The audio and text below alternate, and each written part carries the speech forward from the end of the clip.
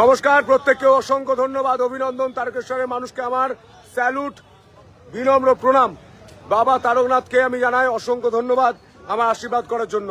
30,999 অর্থাৎ 30,999 ভোটে আপনাদের আশীর্বাদে সন্তু পান জিতেছে, তারকেশ্বরে পদ্ম ফুটেছে, বিজেপি জিতেছে, তারকেশ্বরের কর্মীরা জিতেছে।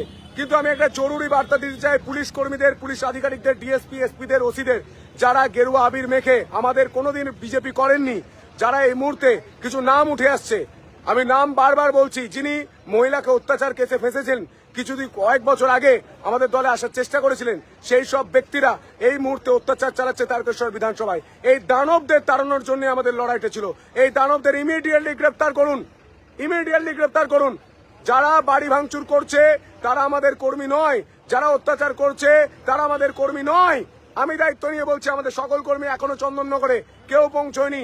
সেখানকার পরিবাররা আমাদের ফোন করে জানাচ্ছে যে যারা কোনোদিন বিজেপি করেননি, যারা কোনোদিন বিজেপিতে ছিলেন না, তৃণমূলের বহিরাগতরা এই মুহূর্তে গেরুয়া আবির মেখে গাড়ি ভাঙচুর করছে, বাড়ি ভাঙচুর করছে।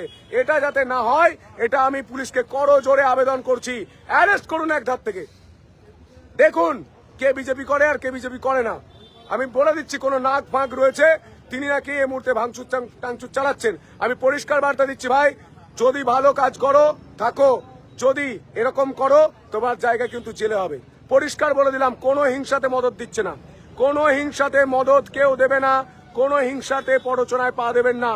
যারা করছে তারা বিজেপির লোক নয়। আবারও বলে দিচ্ছি, আমার কাছে খবর আছে, নাম ধরে বলতে পারি, ফেসবুকে নাম ধরে বললে আপনাদের বিপদ হবে। তাই আমি বলে দিলাম, ফার্স্ট ওয়ার্নিং দিলাম, যারা বিজেপির লোক নও, তারা বিজেপির আবির মেখে কোনোদিন ভোট প্রচারে আসনি, ভোট করাতে আসনি, ভোটের জন্য খাটুনি, আজকে জিতে যাওয়ার পর পার্টি গেরুয়া আবির মেখে আপনাদের নিজস্ব খার, নিজস্ব জ্বালা মেটাবেন বাড়ি ভাঙচুর করে, গাড়ি ভাঙচুর করে।